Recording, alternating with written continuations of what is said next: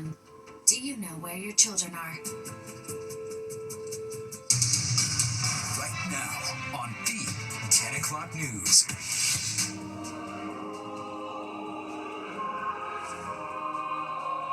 Vigil for the victims. An interfaith service at a church just steps away from 345 Park Avenue, where 4 innocent lives were taken by a gunman exactly 1 week ago. Plus, smoke from Canadian wildfires is back in our area. When the air will finally clear. And it's prime summer travel season, why you should fight the urge to rip off those luggage tags before you get home. The 10 o'clock news starts right now. All right, we begin tonight with breaking news. Good evening, I'm Steve Lacey. And I'm Natasha Verma. A 20-year-old detained by ICE since Thursday has just been released from federal custody. You'll remember the Scarsdale High School grad was detained by federal authorities after reporting to Lower Manhattan for what her lawyer said was a routine immigration hearing at the time. She came to the U.S. on a religious visa 4 years ago. Her mom is an Episcopal priest in Westchester County. The release coming after a lot of public backlash. All right, Fox 5's Duarte Geraldino live in the newsroom with more on tonight's release. Duarte. What a development. Yeonsu Go looked shaken when she exited federal custody. She declined to discuss what happened to her while she was being detained because she's concerned it could actually affect her ongoing case. Now, it is possible that DHS will still move to deport her. Tonight, her mother's expression just spoke volumes. After 5 days in ICE detention, Yeonsu Go left 26 Federal Plaza this evening with her mom, who is an Episcopal priest, and a small group of her supporters who have been holding vigils and praying since her detention. Now, we've learned she was flown to a detention center in Louisiana for roughly 24 hours before being returned to New York. Now, I spoke with her briefly as she headed back home to Scarsdale. How does it feel to be home? It's amazing. You look great. Congratulations on being. I just said I'm grateful for you all the support I had, and then everything else will be coming out from my lawyer. This teen moved to the U.S. in 2021 from South Korea with her mom on a religious dependent visa. She graduated from Scarsdale High School and was attending Purdue University. She was detained on July 31st after what her lawyer called a routine immigration hearing in Lower Manhattan. Homeland Security maintains she overstayed her visa that expired more than 2 years ago and placed her in expedited removal proceedings. But an attorney who is connected to the Episcopal Diocese of New York says this teen's visa does not expire until December 2025 and that she had a renewal application pending. The attorney described how she was being taken away while actually passing a rally of supporters that she couldn't even speak to. On Saturday morning, sort of unbeknownst to us, she was put on a bus, and the bus actually went by the very large rally that was happening at 10 a.m. on Saturday to support her and Ketty, another parishioner. So poor Sue and Ketty were on the bus. They saw this gathering with pictures with their faces on it, people there to hold them up, and were being driven away from their communities. New York State Assembly member Amy Paulin and other elected officials publicly urged federal authorities to release Go and have been criticizing her detention as unfair and harmful to immigrant and religious communities. Now, Episcopal faith leaders, they've organized daily vigils downtown in support of Go. Another rally is actually scheduled this Thursday at Chase Park up in Scarsdale.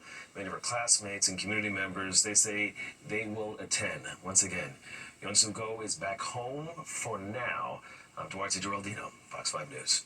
All right, Duarte, thank you so much. And an outpouring of grief tonight in Midtown. Exactly 1 week to the day, a gunman went on a shooting rampage inside an office building. All right, members of that Park Avenue neighborhood comforting each other and mourning the loss of life at an interfaith service. Fox 5 Sharon Crowley is outside St. Bart's Church on Park Avenue with more tonight. Sharon. Yeah, Steve, it was really a moving service lasting a little more than an hour, and we had family, friends, co-workers, people who knew the 4 people who were murdered just a week ago here. As I said, we are right next door to 345 Park, where this tragedy happened.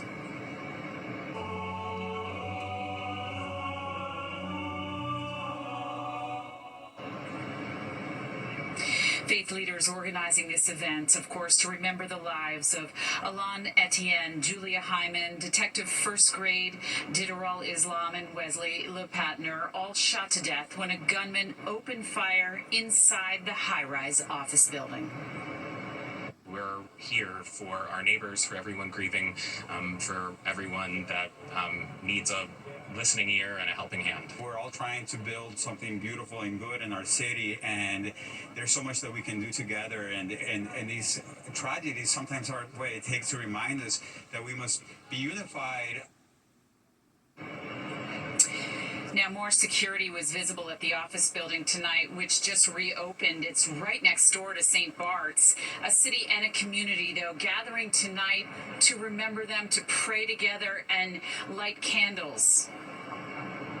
I just wanted to be here to be part of a memorial, to honor these people, and to just say we have to figure out another way to live this life, because this is not okay. The message here at this church is a good antidote to what's happened, because we talk about love here, and that's what the world needs. Very well put tonight. Now, I have to tell you, we saw a lot of young professionals walking in here. We saw members of the NYPD. Of course, they lost one of their own. But a lot of the folks that I spoke with as they filed their way into this service tonight were telling me they're just New Yorkers. They didn't know what to do. They had to do something, so they decided to come to this service and to pray for those lives lost and those families. And, of course, I also talked to the rector here at this church, and he says they are available for anyone who needs ongoing counseling, especially in the wake of what had happened just steps from where I'm standing a week ago tonight. For now, I'll send it back to you in the studio. Understandable. All right, thanks, Sharon, for the latest on the Midtown shooting investigation. Keep it locked on Fox 5 and fox5ny.com. Well, Sean Diddy Combs. Their story, an air quality alert in effect for most of the area. You can see the haze right here. Once again, the smoke from Canadian wildfires is to blame, and while the haze is wreaking havoc on our air quality, there is definitely some good news as well. That's right. Humidity still hasn't returned, and it looks like it's going to stay that way. Liv Johnson is here to break it all down for us. Hey, Liv. Hey, Natasha. Hey, Steve. Yeah, other than this air quality alert, it's a pretty quiet week. Now, we are consumed by this alert throughout the entire tri-state area. A little bit of New Jersey is not under it, but, I mean, Connecticut, Rhode Island, Massachusetts, into Pennsylvania, because of the smoke from Canadian wildfires. And when you look at the smoke forecast, so we don't have a air quality alert issued yet for tomorrow, but I mean, look how thick it's going to be tomorrow morning in some spots, so I think it's probably going to be reissued.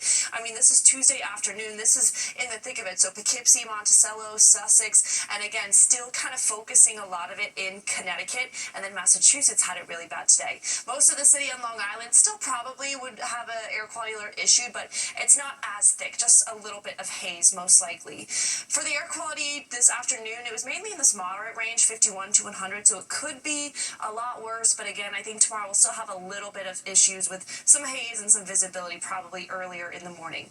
Current temperature is 77 degrees in New York City.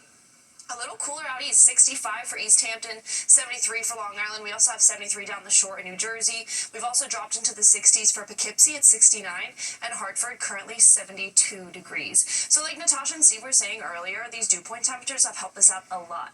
Mid-60s, that's when it starts to feel humid, but we haven't touched that in a couple of days, and humidity will increase a little bit by the end of the week, but still a pretty comfortable week ahead with temperatures in the 80s and plenty of sunshine. Steve and Natasha? All right, thanks, Liv. And you can track the Canadian wildfires and the impact they're having on our air quality, along with Liv, by downloading the free Fox local app, where you can stream our newscasts anytime. Well, a frightening morning commute for some passengers in Jersey City after a fire at a PATH station. Video from social media shows a train car filling up with smoke as passengers get out. You can see the flames at the Newport PATH station. It all happened around 6:15 this morning. 9 people were taken to the hospital for smoke inhalation, but they have all been released. The fire force service on some lines to be suspended. When things like this happen on a Monday, it kind of tells you maybe you just want to reschedule. All right, indeed. Service has been restored to all lines, and the cause of that fire is still under investigation. Well, dozens of people in Washington Heights are back in their homes tonight after a gas leak. Con Ed and the FDNY responded to a building on Amsterdam Avenue between West 158th Street and 159th Street at around 10:30 this morning. As a precaution, people from 3 buildings were evacuated. Crews located the leak. A few hours later, they were able to get it under control. Con Ed says a contractor damaged the gas main with a drilling machine. And developing tonight, New York's governor getting involved in a fight more than 1,000 miles away. All right, what had some Texas Democrats trading Austin for Albany. And this. It's a miracle because it's a busy area. The diner is very crowded all the time, so it's a miracle. Calling it a miracle is no understatement. Look at that. A marquee comes crashing down onto a sidewalk, and it's still causing headaches tonight.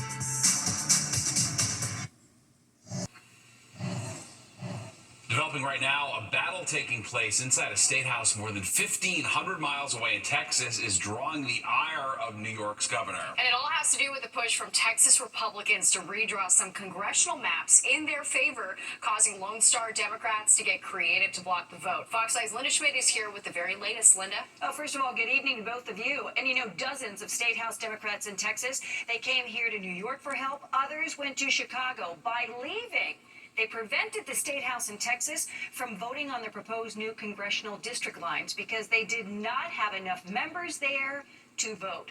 And the Republican governor of Texas is now threatening to remove those Democratic lawmakers from office.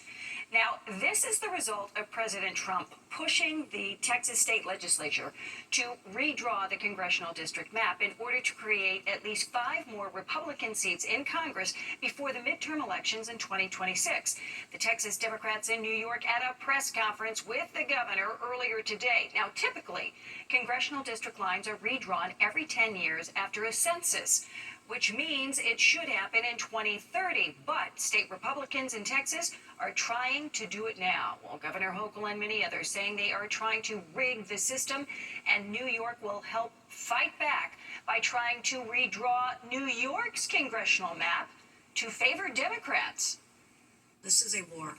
We are at war. If Republicans are willing to rewrite these rules to give themselves an advantage, then they're leaving us no choice. We must do the same.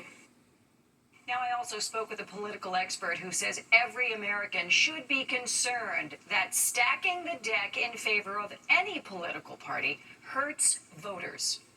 If you care about balanced representation in the House of Representatives, you should hope for a relatively larger number of competitive election districts. Otherwise, you could have very small minorities of Americans electing the people's body of Congress. And also on this story for you tonight, the Republican-dominated House in Texas issued civil arrest warrants to try to compel those Democrats to return back home to Texas. Steve and Natasha, back over to you. Very interesting for sure. All right, thanks, Linda. New York City mayoral candidate Zohran Mamdani getting some enthusiastic support from Massachusetts Senator Elizabeth Warren today. The two appeared together to promote Mamdani's plan to provide free universal child care for kids 6 weeks to 5 years old. Warren calls Mamdani a blueprint for Democrats across the country because he's running on a platform to make New York City more affordable. So far, she's the only top Democrat to endorse the Democratic Socialists. This is an opportunity for every Democrat, for every independent, and for every Republican who feels turned off by a Donald Trump who promised to lower costs and then delivered higher costs for working people, to step up and be part of this race. And former Governor Andrew Cuomo held his first press conference since losing the Democratic primary by double digits. Cuomo running as an independent and outlined a 5-year plan to recruit 5,000 new NYPD officers. I've discussed this with police all over the state, including New York City, for many years. New Yorkers rightfully have concerns around public safety, and I want to empower police officers to respond to serious crime and hire the mental health professionals to respond to mental health calls. Mamdani has said he wants to get rid of overtime for police officers, but would not commit to raising salaries for cops, saying it's part of conversations he's currently having. For more on the mayor's race, you can tune into our new show, Battleground NYC, the fight for your vote, where we are following the latest up-to-the-minute info on the race for New York City Mayor. It streams every weeknight at 7 p.m. on the Fox local app from now until Election Day. Mayor Adams and Police Commissioner Tisch were in Brooklyn to outline new numbers showing a 5% drop in overall crime in the city. That's based on data just released from July. The mayor says that last month saw the lowest number of shooting incidents and shooting victims in department history. The numbers also showing that crime in subways are down. The police commissioner partly credits the drop in crime to an expansion of the NYPD's quality of life teams, which started out as a pilot program in select precincts. In just a few months of that pilot, these Q teams responded to nearly 16,000 311 and 911 calls. They towed 629 abandoned or derelict vehicles, and they seized 292 illegal mopeds, scooters, and e-bikes, all of it contributing to safer, cleaner streets. The Q teams have now been expanded into every precinct in Brooklyn. The mayor says in the first 60 days, the response teams have answered more than 7,500 quality of life complaints. Well, a close call in Brooklyn Heights after a huge marquee comes crashing down onto the sidewalk. All right, incredibly, no one was hurt, but a subway station is shut down because of it. Fox 5's Meredith Gorman has the latest for us. Workers have been assessing the debris and dismantling the remnants of the marquee that fell at the old Hotel St. George here in Brooklyn Heights on Sunday morning. Again, the Clark Street subway station remains closed. Authorities not giving any update on when commuters can expect it to reopen. Now take a look at this surveillance video. It shows a 15 by 20 foot concrete and steel marquee collapsing outside the historic old Hotel St. George on Henry Street around 7 a.m. on Sunday. Miraculously, no one was hurt, but the marquee came crashing down in an area frequented by pedestrians near a busy subway entrance. The 12-story building now houses stores and student housing. DOB engineers say the steel beams holding up the marquee were badly corroded. They also found another damaged marquee on the Clark Street side. Both cover entrances to the Clark Street subway station, which is now shut down indefinitely. MTA New York City Transit President Demetrius Critchlow says he met with city officials, the building's owner, engineers, and a contractor this morning. He says responsibility and ownership for this marquee collapse falls on the building's owners. He's hopeful the subway station will reopen to commuters soon, but said first, there's two entrances that need to be addressed. We're as frustrated as they are. We have a service that we are willing and ready to provide, and so not having the ability to provide customers the transportation that they need and deserve is just unacceptable. Critchlow also said that just Friday he toured the site with council member Lincoln Ressler after multiple complaints just 2 days before the collapse, but that they did not discuss the awning. And those who live in the neighborhood tell me they're thankful that nobody was caught underneath the marquee as it fell on a Sunday morning. A lot of people come out of the subway there, so I'm glad nobody got injured or anything like that. It's a miracle because it's a busy area. The diner is very crowded all the time, so it's a miracle. Again, for commuters, the 2 and 3 trains are running, but they aren't stopping here at the Clark Street station. That remains closed. And as for when it will open, well, authorities are not giving us an update just yet. They have to wait for at least one of these entrances to be cleared. Reporting from Brooklyn Heights, I'm Meredith Gorman, Fox 5 News. The Department of Buildings has issued 2 violations to the owners of 100 Henry Street, St. George Hotel Associates. And those violations are for failing to properly maintain the building. Well, the next chapter in modern policing has arrived at one local department. They're testing out AI body cams, but not everyone is on board. The concerns being raised, plus this. A new warning for those about to fly to friendly skies. I'm Arthur Chen at LaGuardia Airport. We're talking about how your luggage is being targeted by scammers who want to get their hands on your precious personal information. That's coming up next on the 10 o'clock news. Welcome back. A new chapter in modern policing in our area. A local department testing out AI body cams. All right, well, the police chief says it will help streamline their workflow. Not everyone agrees. Fox 5's Jody Goldberg's in Old Westbury on Long Island with the details. At first glance, it looks like any other body camera, but double press to select an app. translation. And with the help of AI software, it can translate more than 50 languages. It's technology being tested by the Old Westbury Police Department. Señor oficial de policía, necesita su ayuda ahora mismo. Mr. Police Officer, I need your help right now. Every second matters, every minute matters. Chief Stuart Cameron says AI-enhanced body cameras let officers focus on the scene. In a demo, he shows us how it works. Мой муж очень опасный человек. У него есть пистолет. Identified Russian. My husband is a very dangerous person. He has a gun and is hiding in the far bedroom. You can see how dangerous that situation would have been if I didn't understand the person and I needed to reach out to a translator. Right now, officers have to call a translation line or borrow an interpreter, but if they don't know the language, that could pose a problem. They wouldn't get rid of these tools. They would just be used in addition to AI features. Step in the right direction. It works well. It's accurate. AI, I feel like, it's for the future. The software also assists in making police reports. It transcribes an incident and generates a draft for an officer to review. Everything is recorded. I mean, you can look back and see exactly what happened. There's also a policy chat feature where officers can ask questions about the department's 800-page manual. I type in a question. When do I have to turn on my body camera? Gives me an immediate answer to my question. But critics worry this technology could be unreliable or pose privacy issues. We want to capture the officer's first-hand experience of what they went through and not just rely on a rehash of the body camera audio from AI. Cameron says if he does move forward, the department would use grant money and the use of AI would be monitored. It's a assist. It's not completely writing the police reports for officers. That would not be appropriate at all. Bridging the gap and making sure nothing is lost in translation. In Old Westbury, Long Island, Jody Goldberg, Fox 5 News. A tragedy in the Bronx. A 1-year-old girl dead after being found unconscious in a pool at a daycare center. We're going to have the latest on the investigation tonight, plus this. I really learned you're only as strong as your team, Lisa. You know what I'm saying? So it's like the people you have around you and the influence that you have around you is what's going to make you or break you. It's a Fox 5 exclusive. Rapper Chef G talking to Lisa Evers before starting his prison sentence for attempted murder and conspiracy. 10 o'clock news. Right now at 10:30, a tragedy in the Bronx. A 1-year-old girl found unconscious in a pool. That pool was at a daycare in the Unionport section. Fox 8's Kendall Green has the latest on the investigation and reaction from the little girl's family.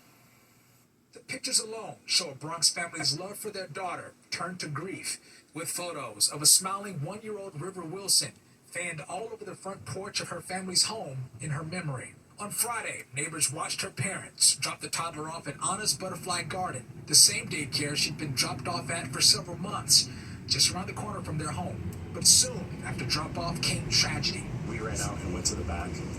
I saw the baby on the pool platform, and then I started providing CPR and called 911. This Ring doorbell cam video obtained from a neighboring home shows the emergency responders on scene.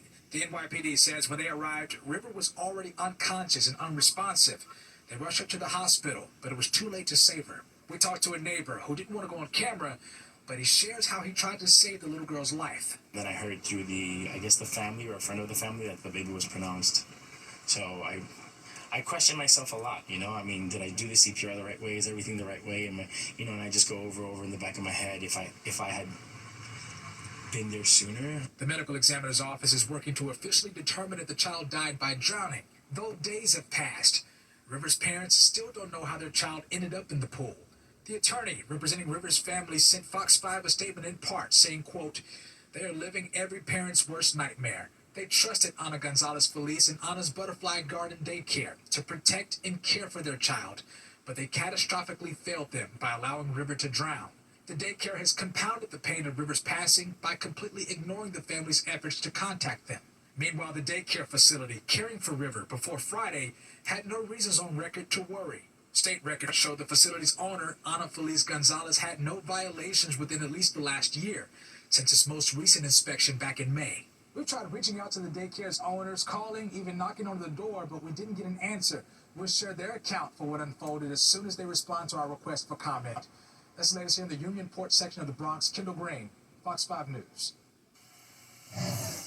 New tonight, a second person has died from Legionnaire's disease outbreak in Harlem. So far, 58 people have been diagnosed since July 25th. The first patient died at the end of last month. The disease has flu-like symptoms, including a fever, cough, and difficulty breathing. The health department tells us that sanitation efforts have been completed for the 11 cooling towers identified in the outbreak. Anyone in central Harlem who develops symptoms should see a doctor immediately. Now to a Fox 5 exclusive. Platinum drill rapper Chef G. An update now on the Brooklyn Mirage. Its parent company, Avant Gardner, has filed for bankruptcy. The venue was forced to cancel shows and concerts back in May. The company said to be adding a new CEO with the goal of bringing the facility back for 2026 and beyond. Two other venues that are part of the parent company, Great Hall and Kings Hall, will remain open and operating. Well, some parts of Rockaway Beach were closed for swimming this afternoon after several reported shark sightings. Sky Fox is over the area today. The beach stayed open for sunbathing. Officials used drones to track how close the sharks were getting to the shore. At least 3 sightings were reported.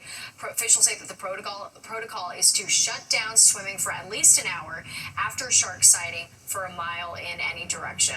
Well, a warning tonight if you're about to take your summer vacation. All right, while you want to tear off the tags from your luggage, wait until you get home. Plus, getting fit for summer, there's still time left and weighted workouts could be the answer. Fox 5 watching your wallet tonight and keeping your personal info safe from scammers. The new warning all has to do with those tags that the airlines put on your luggage and when it's safe to rip them off and throw them away. Fox 5's Arthur Sheehan is at LaGuardia with what you need to know. If you go around the airport, you can find baggage tags just about everywhere. We're talking about these tags looped around the handles of our luggage, which travelers often tear off and just discard. But these tags have a lot of information embedded, and scammers are going after them. They just take this off your luggage. They have your name. It's got a barcode, which is what I'm actually really worried about. But the name is all they need, the flight information, to make a false claim. Travel expert Clint Henderson is referring to Delta Airlines because of a recent Reddit post from a user who says he or she is a baggage claims manager at Delta and that they're seeing an influx of false claims. The user says the scam leaves a traveler unaware so that if they end up having to file a claim for a legitimate loss, they may run into problems. Thousands have replied to that post. Travelers respond with shock, ready to start guarding their baggage tags. That's terrible. I'm shocked, but also not, because technology allows us to access all kinds of information these days. Do you have a practice regarding either this or boarding passes? Usually for that, I'm caught up, but I didn't know about this, so I guess I'll start that now. Travel experts say we should be treating these tags on our luggage as if they are bank statements and not to throw them out at the airport or even at the hotel. They say bring it home and shred it. And they say it's not just these tags that they are worried about, but also boarding passes. What I'm really worried about is someone taking the information that's on that barcode right there and being able to steal your personal information, frequent flyer number, your contact details, your address. They'll get you any way they can. So treat these documents as if they're money. So be sure to shred those boarding passes and those luggage tags far from the airport to make sure the only surprises after your flight are the good ones from your trip. At LaGuardia Airport, Arthur Sheehan, Fox 5 News. Yeah, they'll try to scam you off anything these days. That is something to be mindful of for sure. All right, let's check the weather now. And the big story tonight, the air quality alert. That's right, the smoke from the Canadian wildfires yet again triggering it. Liv Johnson here with the update. Luckily, that's hopefully about to be over, right? Yeah, I think tomorrow will still be another day where we have some poor air quality. We'll still have some smoke and haze, but definitely by Wednesday, we should be in the clear. And it wasn't too bad for New York City today, but definitely a little further north for Connecticut. The Hudson Valley is not looking great tomorrow, and neither is Massachusetts. But let's talk about those temperatures. We got up to 89 today for Long Island and New York City. We did end up officially hitting 90 for Newark. A little cooler down the shore, 84 degrees down there, and 85 for Hartford and Poughkeepsie. So we were about 4 degrees above average. Usually we're in the mid-80s. The exact average this time of year is 85, and the record was 100 degrees in 1944. Around the Northeast, New England, into the Midwest, all temperatures in the 80s. Boston hit 82. We see 84 for both Albany and Buffalo, 86 for DC, 84 for Richmond, and then we go into Ohio and Indianapolis and Chicago, all in the low 80s. So I talked about the dew point temperatures earlier. It's been a pretty comfortable weekend, and then start to the week. It gets a little bit more humid, especially by the end of the week. Tomorrow, some of our coastal areas might feel a bit more sticky, but still, we're not getting into that danger zone, which is really in the 70s, that it's kind of unbearable. Other than that haze, it was mainly sunny today. Tomorrow, though, we do get some more cloud cover. So we've had high pressure helping us out. This cold front is passing us to the north, but not really going to affect us too much. And then we have more high pressure coming in. Now, we do have Tropical Storm Dexter. Just want to touch on the tropics really quick because it is the 4th named storm of the year. We've had Andrea, Barry, Chantal, and now we are at Dexter. The good news is this is the storm right there. It is moving away from land, so we're not going to feel any effects. The most effects anyone could see would be the end of the week. Maybe they'll get some remnants, maybe a little bit of rain in parts of the UK.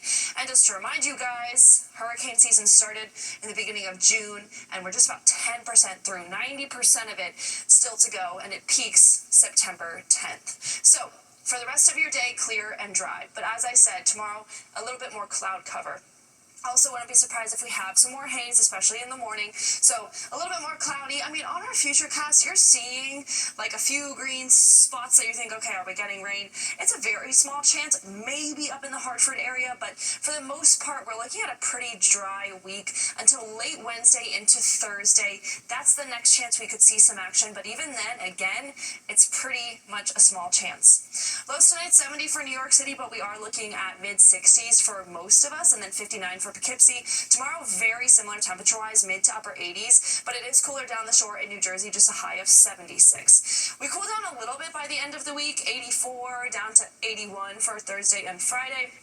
Saturday and Sunday in the mid-80s, starting next week in the upper 80s. So it's a pretty nice summer forecast where it's not very humid, pretty comfortable out there. Steve and Natasha? Very nice. All right. Thanks, Liv. Well, there's a new way to help keep your body in shape this summer, and that's wearing a weighted vest when you work out. Experts say adding more weight adds more resistance and helps build up endurance. Now, you don't have to buy a weighted vest. You can make one out of a backpack and a large rock or a weight plate. Anything with a little weight in it, put it into the pack, zip it up, and then I'll just strap the pack on. My hack is I will wear this thing when I mow my lawn.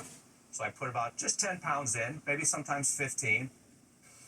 Wow, all right. Experts warn that people with certain pre-existing conditions should get their symptoms checked, though, before donning a weighted vest. Well, if you're looking for the perfect meal that won't break the bank, you may want to skip the restaurant. All right, I'm listening, and go straight for the bodega, the new trend that's turning the corner store into a culinary destination.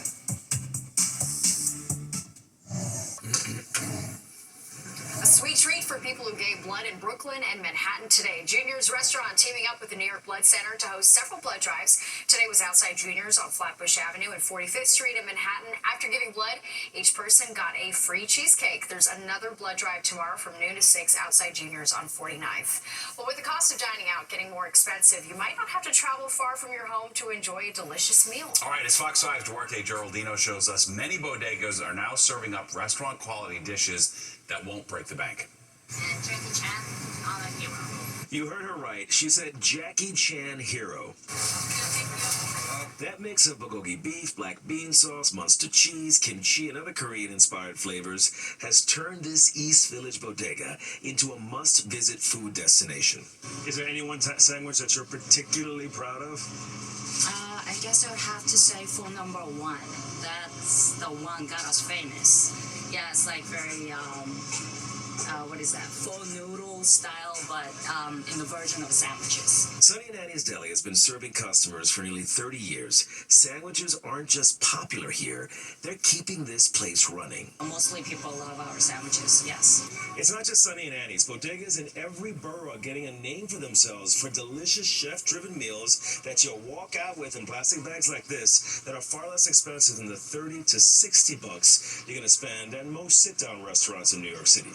But price alone doesn't explain the buzz. Food influencer James Andrews says these bodegas are thriving because cooks are turning corner store counters into creative kitchens. they're becoming a culinary destination. It's with the rise of social media, these places are utilizing that to their advantage and crafting unique creations with sandwiches, various culinary delights, and it's garnering attention. Back here at Sunny and Annie's, customers often need a moment just to scan through the more than 80 sandwich options. I get overwhelmed with all of the options. Why do you come here so frequently for the sandwiches? What's so special about this place? I don't know. I mean, the sandwiches are good, the people are nice, and they're open, I think, 24/7. This spot is also a celebrity magnet. Photos of stars like Bruce Willis and Rosario Dawson line the walls. But the real celebrities here, well, they're whatever is stacked between these buns. In the East Village, Duarte Geraldino, Fox 5 News.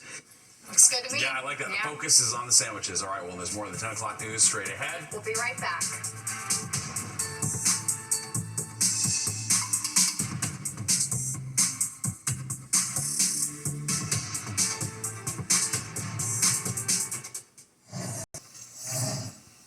The race was on tonight to get the best spot on the lot for free movie night at Bryant Park. On the silver screen, a fan favorite, Blades of Glory.